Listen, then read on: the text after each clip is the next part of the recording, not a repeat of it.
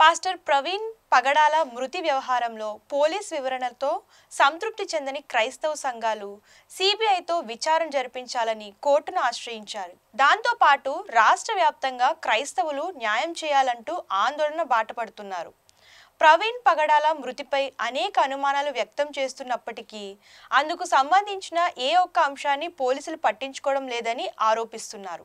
విచారణలో రోజుకో కొత్త విషయం బహిర్గతం అవుతున్నా దానికి సంబంధించి కూడా ఎటువంటి వివరణ లేదంటున్నారు. అంతేకాకుండా ప్రవీణ్ పగడాల వ్యక్తిగతాన్ని తగ్గించే రీతిలో కొన్ని వ్యవహారాలు జరుగుతున్నా పట్టించుకోవడం లేదని ఆవేదన వ్యక్తం చేస్తున్నారు. ఇప్పటికే ప్రభుత్వానికి తమ సమస్యలను తెలియజేసిన పరిష్కార మార్గం కనిపించలేదంటున్న క్రైస్తవ సంఘాలు సిబిఐతో విచారణ జరిపించాలని డిమాండ్ చేస్తున్నారు. ఇక దీనిపై మరింత సమాచారాన్ని మా ప్రతినిధి శ్రీనివాస్ అందిస్తారు. నమస్తే, నేను శ్రీనివాస్. ఆంధ్రప్రభ డిజిటల్కు స్వాగతం. రాష్ట్ర వ్యాప్తంగా ఒక తీవ్రమైన చర్చ నడుస్తుంది. ప్రవీణ్ పగడాలకు సంబంధించి అసలు ఏం జరిగింది, ఎందుకు క్రైస్తవులందరూ ఆయనకు సంబంధించి పోలీసులు చెప్పిన విషయాలతో ఏకీభవించడం లేదు, పూర్తిగా కూడా దీనికి సంబంధించి సిబిఐ ఎంక్వైరీ కావాలని ఎందుకు కోరుకుంటున్నారు, కోర్టును సైతం ఆశ్రయించి ఈ సమస్యకు సంబంధించి ఎందుకు ఇంత పెద్ద ఎత్తున రాష్ట్ర వ్యాప్తంగా చర్చనీయాంశంగా మారింది. ప్రస్తుతం మనతో పాటు క్రైస్తవ సోదరులు ఉన్నారు. వీరందరూ కూడా రాష్ట్ర వ్యాప్తంగా తమ నిరసన తెలుపుతున్నారు. ఈ జరిగిన ఏదైతే ఈ ఫాదరు దుర్ఘటన ఉందో దీనికి సంబంధించి ప్రభుత్వం సీరియస్గా ఎంక్వైరీ చేయాలి, ప్రభుత్వం పోలీస్ ఎంక్వైరీలో లోపాలు ఉన్నాయనేది వీళ్ళ ప్రధాన వాదన. అసలు వాళ్ళు ఏమంటున్నారు, ఆ అంశాలు ఏంటి ఇప్పుడు తెలుసుకుందాం. సార్ నమస్తే అండి. నమస్తే అండి. సార్, ప్రధానంగా ప్రవీణ్ పగడాల గారి మరణానికి సంబంధించి మీకున్న అనుమానాలు ఏంటి? సాధారణంగా ఇది హత్యేనండి. ఎందుకంటే అక్కడ చూస్తున్న విషయాలన్నీ కూడా మనకు కనపడుతున్నాయి. ఏది చూసినా అది హత్యలాగా ఉంది తప్ప వేరే విధంగా లేదండి. అంటే సంఘటన మీరు చూసారా సార్? సంఘటన స్థానానికి వెళ్ళారు? నాకు యూట్యూబ్లో చూడడం తప్ప నేను వెళ్ళలేదు సార్, వెళ్ళలేదు. కానీ మీ దాని తర్వాత దీని జరిగిన సంఘటన తర్వాత పోలీసులు చెప్పిన అంశం ఏంటంటే ఇది పూర్తిగా కూడా ఒక యాక్సిడెంట్ జరిగింది, ఆయన 13 చోట్ల ఆగారు అని పూర్తి వివరాలు డేటా సీసీటీవీ ఫుటేజ్ని కూడా పూర్తిగా చూపించారు. దీంతో మీరు ఎందుకు ఏకీభవించట్లేదు పోలీసులతో? ఎందుకంటే అండి, సాధారణంగా దైవజనుడు తాగడు. అసలు మేము 10 మందికి చెప్పేవాళ్ళం తప్ప కనీసం అలాంటి తాగే పరిస్థితి రాదండి. ఎందుకంటే అలాంటి పరిస్థితికి వెళ్తే ప్రాణం తీసుకుంటాం, చచ్చిపోతాం అంతే తప్ప చెడుకు మాత్రం ఏదైతే మేము చెప్తామో, ఏదైతే బోధిస్తామో ఆ బోధకు తగ్గట్టుగా మా జీవితాలు ఉంటాయండి. ఏమాత్రం తేడా రాదు. ఆ నమ్మకంతో ఆయన తాగలేదని, ఖచ్చితంగా హత్య చేశారని నేను ధీమాగా చెప్తున్నాను. అసలు ఆయన ఎందుకు హత్య చేస్తారని మీరు అనుకుంటున్నారు? సాధారణంగా ఈ మత విధానాల్లో అండి నిజాన్ని చెబితే ఎవరికి ఎక్కదండి. ఉదాహరణకి ఒక మంచి విషయాన్ని మేము బోధిస్తాం, దానికి ఇది కరెక్ట్ కాదు అని రకరకాలైన రీతులుగా మతం బదులు మాట్లాడుతున్నారు. అయితే నేను ఒకటే చెప్తానండి, ఏ మతమైనా అన్ని మతాలని ప్రేమించాలి. అది ప్రేమించే మనసు మాకుంది. ఎవరైనా ఒకవేళ మమ్మల్ని కొట్టినా పడతాం, ఒకవేళ ఎవరైనా చంపుతామంటే ప్రాణం ఇచ్చేస్తామండి, ప్రాణం ఇచ్చేస్తాం. ఈరోజు ఆ సహోదరుడు చనిపోయినందుకు మాకు ఒకటే బాధ, ప్రభువా ఆయన ఎందుకు చనిపోవాలి, నేను చనిపోతే బాగుండు అని నేను అనుకుంటున్నాను. నాలాగా కొన్ని వేల మంది దైవజనులు అనుకుంటున్నారండి. ఇప్పుడు సిబిఐ ఎంక్వైరీ అడగడం వల్ల, అంటే ఏదైతే సిబిఐ ఎంక్వైరీ అడుగుతున్నారు, కోర్టుని ఆశ్రయించారు, సిబిఐ ఎంక్వైరీ చేస్తే మీకు న్యాయం జరుగుద్ది అనుకుంటున్నారా? ఆయన మరణంలో నిజాలు బయటపడే అవకాశం ఉందనుకుంటున్నారా? అవకాశం ఉందనుకుంటున్నాను, పూర్తిగా అనుకుంటున్నాను. పూర్తిగా నాకు నమ్మకం ఉందండి. ఇక్కడ ఖచ్చితంగా పూర్తిగా నేను నమ్ముతున్నానండి. అంటే ఇప్పుడు పోలీసులు చేసిన ఎంక్వైరీ మీకు లోపాలు కనబడుతున్నాయి? పోలీసులు ఎంక్వైరీ చాలా కనబడుతున్నాయి. ఏమేమి లోపాలు కనబడ్డాయి? ఇప్పుడు ఉదాహరణకి బండి ఆ పైన ఆ బాడీ మీద అలా పెట్టినట్టుంది. మేము చాలా చూస్తాం. ఒక 20 ఇటుకలు తీసుకుని ఒక గమెడలు వేసుకుని అలాగా పడేస్తే ఇటుక మీద ఇటుక కూర్చోదండి, ఒక ఇటుకే కూర్చోదు కదా. మోటార్ సైకిల్ వెళ్ళి ఎలా కొడుతుంది అలాగా. ఇవ్వకండి, ఇది హత్య అనడానికి ఒక్కడు చాలు. ఇప్పుడు సీసీటీవీ ఫుటేజ్‌లో చూపించారు. ఆయన కొన్ని చోట్ల యూపీఐ ట్రాన్సాక్షన్‌లు ఉపయోగించినట్లు, కొన్ని చోట్ల ఆగినట్లు, కొన్ని చోట్ల వస్తున్నట్లు, అప్పటికి 2, 3 చోట్ల పడిపోయినట్లు కూడా చూపించారు. మరి ఇవన్నీ ఆయన యొక్క నడవడికను చూపిస్తున్నాయి కదండీ! ఇది ప్రమాదం జరిగే అవకాశం ఉందని మీరు ఎందుకు అనుకోవట్లేదు? నేను అది డూప్ అనుకున్నాను. డూప్ మొత్తం మీద అంతా ఆయన కాదనుకున్నాను కొన్ని చోట్ల. ఆ! అది ఆయన కాదని అనుకుంటున్నాను. నా వరకు. అది సార్. సార్ ప్రవీణ్ ప్రకటనలకు సంబంధించి ఆయన ఏదైతే ఈ వాక్యం చెప్తారో, ఆ వాక్యంలో గాని ఆయన లేవనెత్తే అంశాలకు సంబంధించి ఆయనకి శత్రువులు ఉండే అవకాశం ఉందంటారా? చాలా మంది ఉంటారండి. చాలా మంది ఉంటారు. ఎందుకంటే ఆయన మాట్లాడే ప్రతి మాట ఒక్కొక్క అగ్గినుప్పు లాంటిది. అది ఒక తుక్కు లాంటి దానికి మంటుతుంది. అగ్గినుప్పులా జీవించే వాళ్ళకి మంట రాదు, ఆనందం వస్తుంది. అది సార్. ఇప్పుడు ఆయన చనిపోయిన తర్వాత ఇప్పుడు ఆయనకి సంబంధించి ఏదైతే మీరు హత్య అనుకుంటున్నారో పోలీసులు రోడ్డు ప్రమాదం అంటున్నారు. ఈ నేపథ్యంలో ప్రభుత్వాన్ని మీరు ఏం అడగదలుచుకున్నారు అసలు నాకు దీనికి సంబంధించి? మంచి ప్రభుత్వం అండి. ఖచ్చితంగా ప్రభుత్వం న్యాయం చేయాలి. ఇంకా ఇప్పుడు ఎంక్వైరీ కాకుండా అవసరమైతే మళ్ళీ దాన్ని పరిశీలన చేసి కొంచెం లోతుగా పైపైన చూసేసి ముగించేయడం కాదు కేసుని. కొంచెం లోతుగా చూడాలని ఆశపడుతున్నాను సార్. సార్ ప్రధానంగా ఈ ప్రవీణ్ ప్రకటనలకు సంబంధించిన ఏదైతే పోలీసులు చెప్పిన వివరణలు ఎందుకు క్రైస్తవ సంఘాలు ఏకీభవించడం లేదు? ఎందుకు పోలీసు విచారణను తప్పుపడుతుంది? పోలీసు విచారణని తప్పుపడడం అని కాదు కానీ అందరికీ ఒకే న్యాయం ఉండాలనేటువంటి సూక్తి ఏదైతే ఉందో, సూత్రం ఏదైతే ఉందో దాన్ని పాటించాలని. ఎవరికి కష్టం వచ్చినా కష్టమే.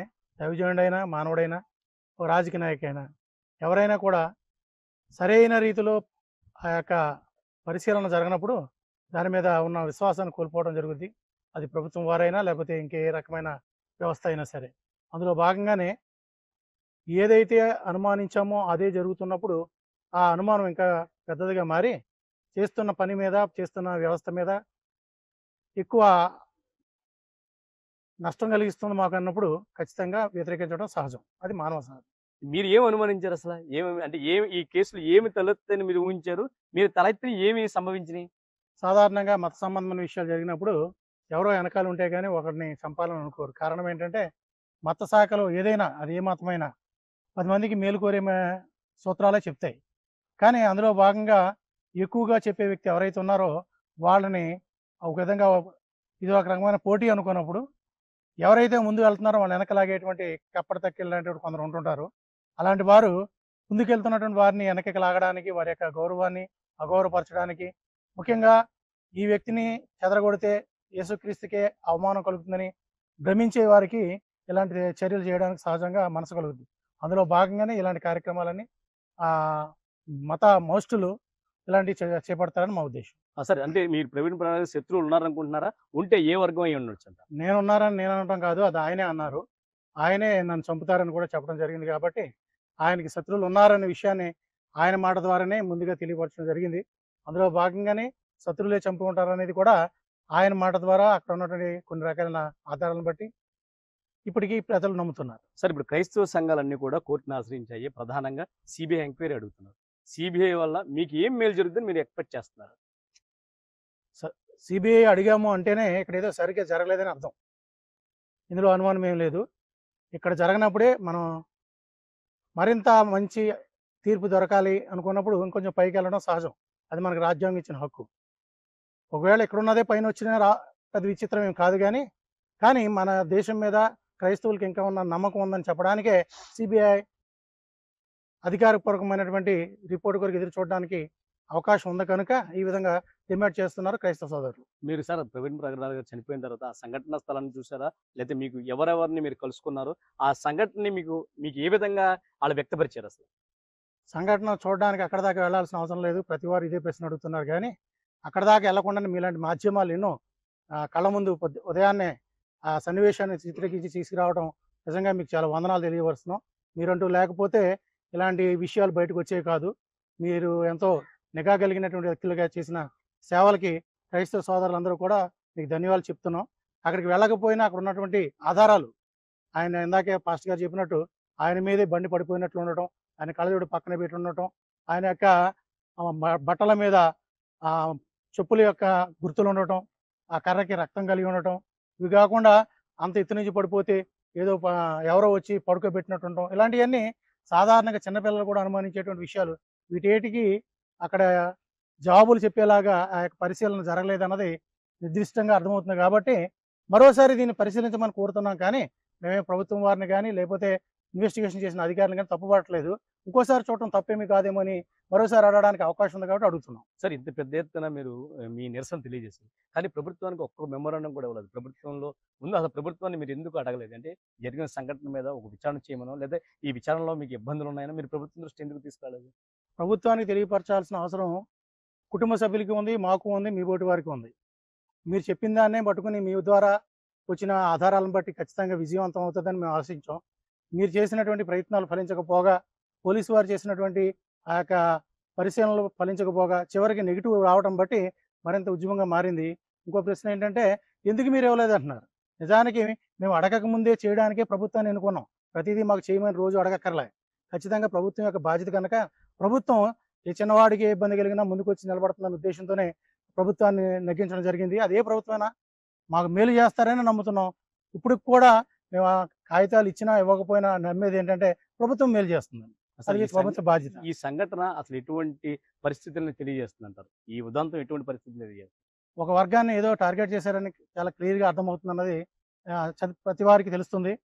ఎన్నో రకాలైనటువంటి మతాలు కలిగినటువంటి ఈ దేశంలో అందరూ సామరస్యంగా బతకాలన్నది మన యొక్క భారత రాజ్యాంగం రాసినటువంటి బిఆర్ అంబేద్కర్ గారు చెప్పినటువంటి సత్యానికి తూట్లు పొడుస్తూ ఆల్రెడీ ఇప్పటికే రాజ్యాధికారానికి వ్యతిరేకంగా పోరాటాలు చేసే కొందరు ఈ యొక్క ఇలాంటి చర్యలకు పాల్పడి మత శాఖలకు సంబంధించిన పెద్దల్ని చంపితే వారనుకున్న రాజ్యం వస్తుందని ప్రయత్నం చేస్తుండటం ఇక్కడ శోచనీయం. అదే ప్రస్తుతం జరుగుతుంది. ఏదైతే క్రైస్తవ సంఘాలను కూడా ఒకటే ఆలోచన చేస్తున్నాయి, ఒకటే ఆవేదన వ్యక్తం చేస్తుంది. న్యాయం అన్నది భారతీయులందరికీ సమానం, న్యాయం సమానంగా పంచాలి. కానీ ఆ న్యాయం అన్యాయం వైపు అడుగులు వేస్తుంది. కాబట్టే మేము సిబిఐ తలుపు తట్టాల్సి వచ్చింది. రాష్ట్ర ప్రభుత్వం మా వైపు ఉన్నప్పటికీ రాష్ట్ర ప్రభుత్వం చేసిన పరిశోధన, పోలీస్ శాఖ చేసిన పరిశోధనలో మాకు అనేక అనుమానాలు ఉన్నాయి. ఆ అనుమానాలను నివృత్తిపరచుకోవడం కోసం మాత్రమే సిబిఐకి వెళ్తున్నాం, కానీ మేము ఎవరికి వ్యతిరేకలం కాదని చెప్తున్నారు. ప్రధానంగా మీరు చెప్పేది మతోన్మాద శక్తులు పెద్ద ఎత్తున ఒక వ్యక్తిని, అది ఏదైతే విజ్ఞత కోసం ప్రయత్నం చేస్తున్నాడో అటువంటి వ్యక్తిని చంపేయన్నది మా లోపున్న ప్రధానమైన ఆలోచన. దాన్ని నివృత్తిపరచవలసింది ప్రభుత్వం. దీనిపై నివృత్తిపరిచి క్రైస్తవ సమాజాన్ని శాంతింపజేయాలి. కానీ క్రైస్తవ సమాజంలో అనేక అనుమానాలు ఉన్నాయి. ఆ అనుమానాలన్నీ అదే విధంగా ఉండిపోవడంతో ఏదైతే అపరిష్కృతంగా ఆ పరిష్కారం చూపించకుండానే ఆ నివేదిక రావడంతో కేసును పులి స్టాప్ పెట్టేయడంతో, కేసు ముగించడంతో ఇప్పుడు సిబిఐ తలుపులు తట్టం, కోర్టును ఆశ్రయించి సిబిఐ దగ్గరికి వెళ్తున్నాం. భవిష్యత్తులో మాకు న్యాయం జరుగుతుందని, క్రైస్తవ సమాజానికి మేలు జరుగుతుందని ఆశిస్తున్నామని క్రైస్తవ సంఘ సోదరులు చెప్తున్నారు. ఇది ప్రస్తుతం అమరావతిలోని సమాచారం.